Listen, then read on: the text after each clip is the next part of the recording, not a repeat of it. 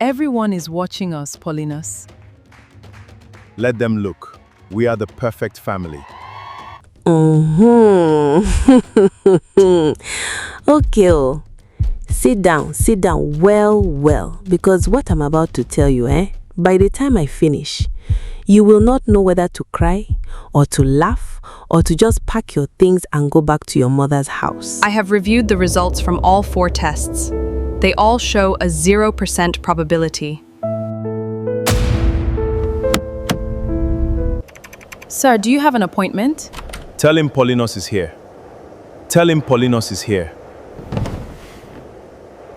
How did you find out? This thing happened in Onitsha. And I am not here to judge anybody, God forbid. But the truth must be told. There is a woman called Adanna Okafor, married woman, church woman, women's leader in her assembly. The kind of woman that whenever you see her on Sunday, she's shining, dressed from head to toe, 4 children following her like ducklings, husband walking beside her like a man who has arrived in life. 15 years of marriage. 15. And in all those 15 years, not one person in Onitsha suspected anything until the day Paulinus Okafor, her husband, the man, went to do a DNA test. Let me gist you from the beginning. Because this story, it has front, it has back, it has middle. You cannot understand where we are going until you know where this thing started from. But before I continue, subscribe to this channel. Click that bell. Because the kind of stories we bring here, you will not find them anywhere else. Real life, real people, real wahala. Now let me tell you what happened to Adanna and Paulinus, and the man that we will soon get to. The man at the center of this whole confusion. Subscribe and come, let us continue. So, Adanna. This woman, from the beginning, she was the kind of person that people describe as too fine for her own good. You know that kind of beauty that causes trouble? That's Adanna. Tall, light-skinned, the kind of face that men forget their own names. When she was young in Onitsha, her father used to say, hey, this girl will either marry well or marry wahala. As God will have it, she married both. She met Paulinus Okafor in 2005 at a business conference in Aoka. Paulinus was 30 years old, already managing his family's spare parts business at Upper Iweka. Serious man, responsible man. The kind of man that our mothers prayed we would find. He saw Adanna across the conference hall and that was it. Finished. The man couldn't function again. They dated 2 years, married 2007, traditional first, then white wedding that people in Onitsha still talk about today. Ashwebi, caterers from Lagos, Piho, Carnival. By 2008, their first child came, a boy, Gozi. Then 2010, another boy, Tochukwu. Then 2013, a girl this time, Little Nkeoma. Then 2015, the last born, Uchechukwu, another boy. 4 children in 7 years. The Okafor household was full and loud and blessed, or so everybody thought. Now, before we continue, let me introduce you to another person because every story like this has a third person hiding somewhere in the background. His name is Chisom. Chisom is Paulinus' best friend since secondary school. These 2 men, they were like 5 and 6.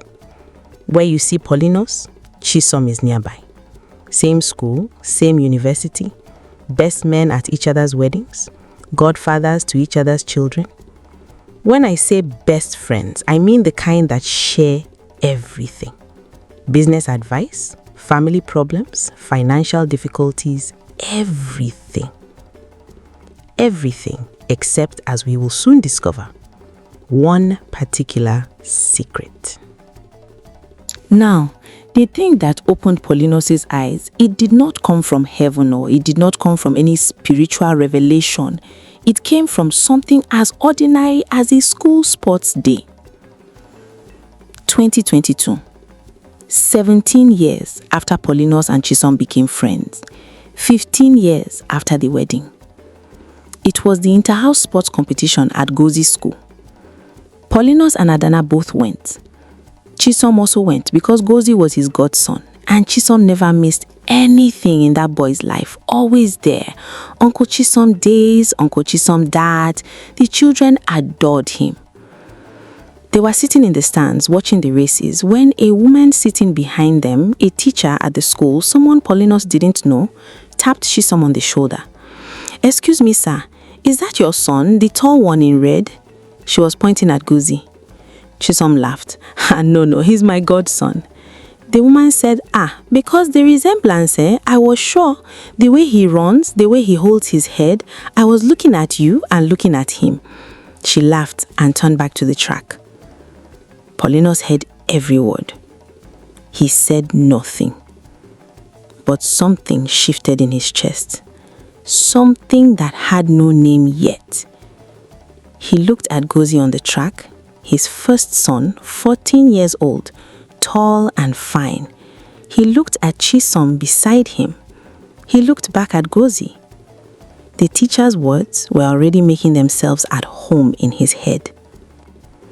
Now see, this is the thing about Paulinus that you need to understand. This man was not a foolish man, or he was not the type to just scatter his house based on one woman's casual observation. He had sense. He had patience. The kind of patience that Igbo men of a certain generation are trained to have. Swallow your suspicion. Watch, confirm before you act. So he watched. For 2 years, 2 full years, Paulinus watched his own children with new eyes. And the more he watched, the more his chest became heavy. Because once that teacher planted that seed, you cannot unplant it. Once your eyes open to something, they cannot close again. He started noticing things he had never noticed before. Little things. Gozi's nose, the particular way Tochukwu gestured when he was excited, the way little Nkeoma's eyes crinkled when she laughed. And every single time, his mind went to the same place. Not to himself, to Chisom. He couldn't sleep properly. He would lie in bed at night beside Adanna, this woman, his wife, 15 years of marriage, and his mind was doing calculations he didn't want to do. He told nobody, not his mother, not his brother, not his pastor. He carried this thing alone until it almost ate him. And then in 2024, 19 years after he first met Chisom, 17 years after his first child was born, Paulinus Okafor went quietly to a DNA testing laboratory in Aoka and submitted samples for himself and his 4 children. He told Adanna he was taking the children for a general health screening. She said, "Okay, don't forget Nkeoma's asthma." She suspected nothing. See, this is where I need you to breathe. Because when those results came back in, when Paulinus sat in that office in Aoka, and the lab technician, a young man, probably 20-something, probably never imagined he would be the person to destroy a man's world that afternoon, when that young man placed the papers in front of Paulinus, all 4 children, 4, not 1, not 2, not even 3, all 4 children that Adanna had given him in 15 years of marriage, Gozi, Tokuchukwu, Nkeoma, Uchechukwu, every single one of them. 0% probability of paternity. Paulinus Okafor was not the biological father of any of his 4 children. The lab technician was saying something, explaining the results, offering to answer questions. Paulinus couldn't hear him. He said later that it was like someone had put him inside water. Everything was muffled. The office was there, the papers were there, the young man's mouth was moving, but Paulinus was somewhere else entirely. He stood up, he paid the remaining balance, he walked to his car. He sat in that car for 1 hour and 40 minutes without moving. Then he drove home. Now, you would think a normal person, when they receive news like this, they go home and they scatter everywhere. They shout, they cry, they confront. But you see this Paulinus, you see how Igbo men of his type operate. He came home, Adanna had cooked, the children were doing homework, the house was its normal loud self.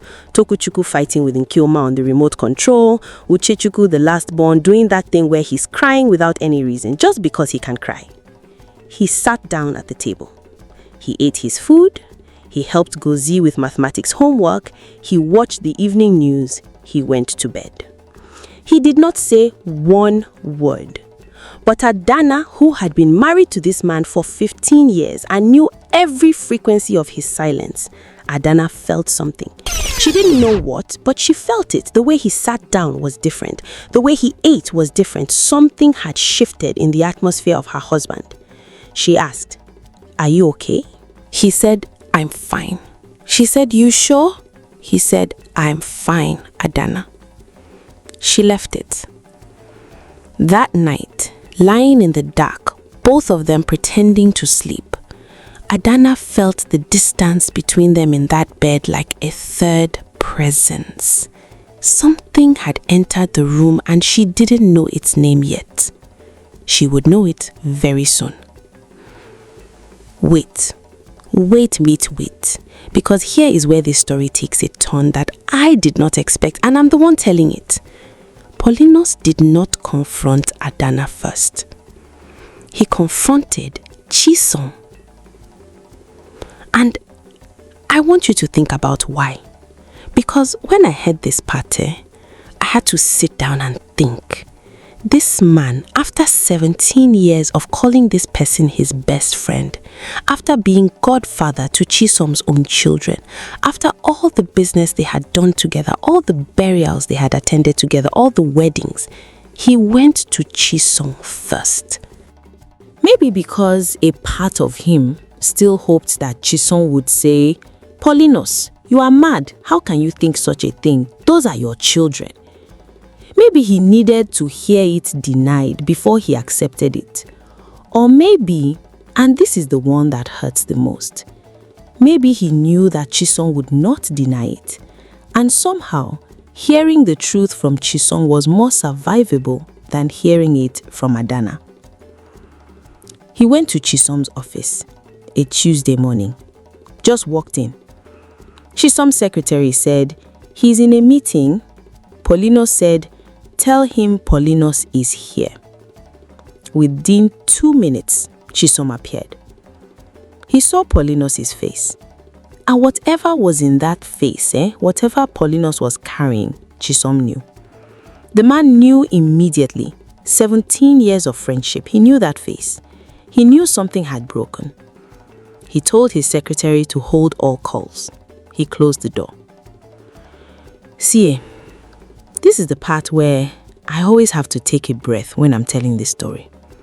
Because Chisom, this man, this best friend, he did not deny it. Not one denial. Not even a small one. Not, "What are you talking about?" Not, "Paulinus, you have gone mad." Nothing. He just looked at his best friend of 17 years and he sat down heavily in his chair like a man whose legs had given up.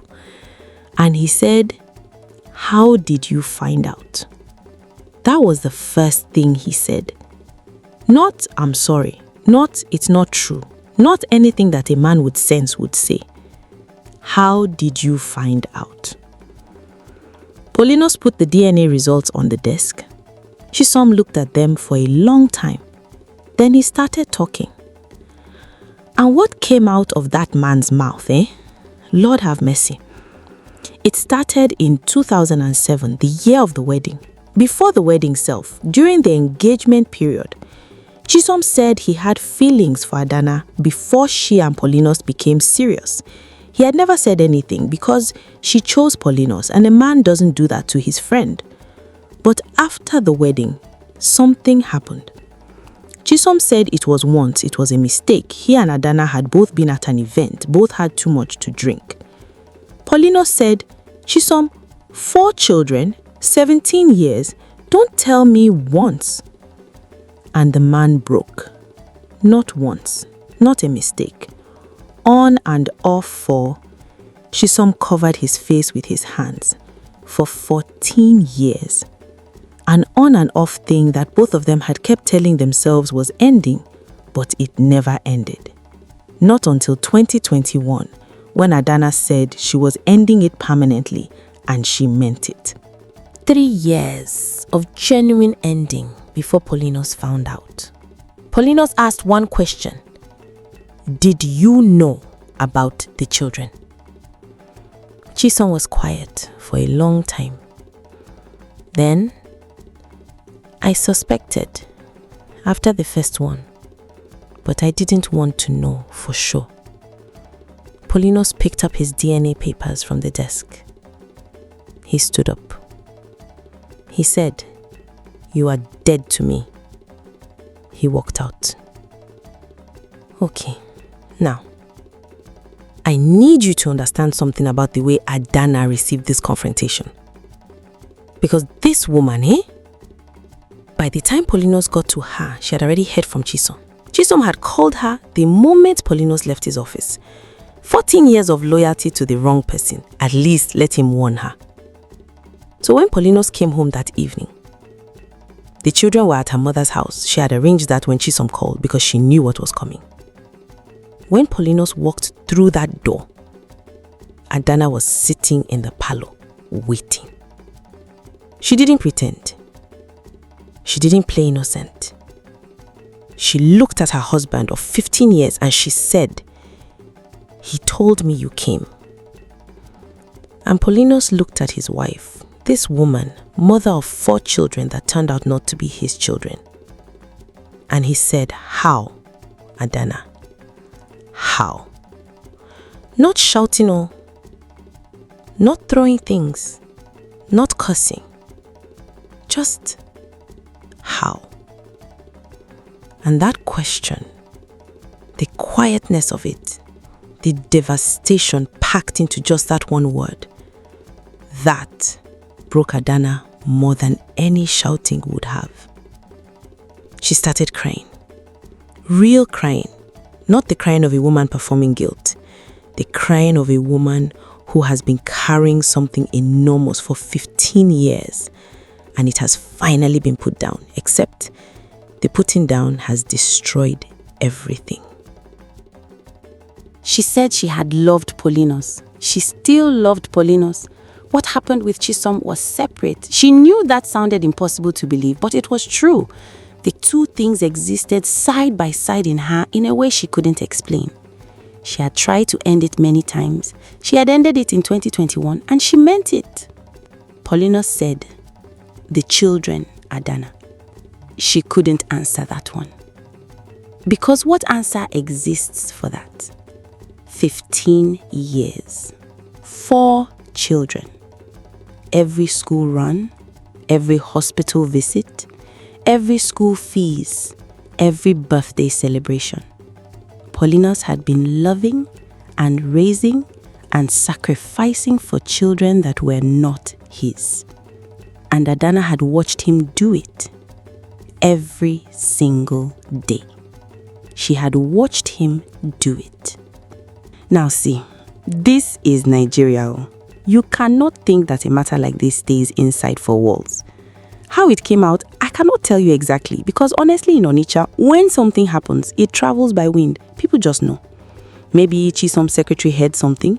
Maybe one of Paulinus' relatives was told in confidence and that confidence had legs. Maybe Adanna told her sister and the sister told her friend and the friend told the market. The point is, by the time 2 weeks had passed, the gist was everywhere. And Onitsha people, we do not take these things quietly. The church was the first place it landed. Adanna was women's leader in their assembly. A women's leader, the woman that was organizing prayer for other people's marriages. The woman that used to counsel young wives about faithfulness and integrity. When the matter came out, the pastor called her in. And I heard, I cannot confirm because I was not in that office, but they say she resigned before they asked her to step down. She had that much sense at least. Paulinus' family descended on the house. His mother, a woman in her 70s, a woman who had loved Adanna like her own daughter for 15 years. She came and sat in that parlor and she didn't say one word to Adanna. Just sat there, looked at her, then stood up and left. That silence was worse than any curse. Paulinus' brothers were not as quiet. One of them, I won't mention names, went to Chisom's house directly. What happened there, we heard different versions, but Chisom had a black eye for 2 weeks, so you can draw your own conclusion. Chisom's own wife. This one is a whole separate story. The woman found out her husband had been maintaining a second life for 14 years with his best friend's wife. She left, packed her children and left. She didn't shout, she didn't fight, she just left. And people said that she was the most dignified person in this entire matter. I agree with them. But amidst all this wahala, amidst all the noise and the judgment and the community reaction, there are 4 children. Gozi, who is now 16, Tochukwu, 14, Nkeoma, 11, little Uchechukwu, who is 9. 4 children who did not ask to be born into this. 4 children who know their father as Paulinus, who call Chisom uncle and don't know why uncle has disappeared, who don't fully understand why their mother is crying and their father is sleeping in a different room. Gozi, the oldest, 16, old enough to sense something serious, he asked his father one evening, "Daddy, are you and mommy okay?" Paulinus looked at his son. This boy, this face, this child he had raised from birth, from the first cry in that delivery room in 2008 when he had cut the cord himself. This child he had taught to ride a bicycle, to read, to pray. DNA said not his. His heart said different. He told Gozi, "We're handling some adult matters. Don't worry about it." He held his son. People ask, what do you do in this situation? Do you walk away from 4 children because a test says they are not yours? After 16 years of being their father? After all the love invested? Paulinus didn't have an easy answer. Nobody has an easy answer. 6 months after the DNA results, Paulinus and Adanna did not divorce immediately. I know some of you expected that. But this is a real Nigerian story, not a film. And in real life, things are more complicated. They separated. He moved to a different flat while matters were being discussed. Lawyers were involved. His family wanted full divorce and bride price returned. Her family was trying to negotiate. The church was trying to mediate. In the middle of all of this, Paulinus went back to the lawyer with one request. He wanted to legally adopt his 4 children. Not biologically his, but his. 15 years of his love, his money, his time, his presence. No DNA test was going to undo that. Whether he stayed with Adanna or not, those children were his children. That is the part of this story that I always have to pause on. Because in all the confusion and the betrayal and the noise, this man who had every right to be bitter, who had every reason to wash his hands of everything, he chose his children. He said, "Whatever happens between me and Adanna is between adults. Those children didn't choose anything." So, that is the story of Paulinus and Adanna and Chisom.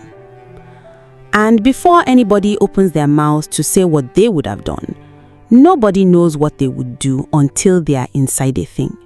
None of us.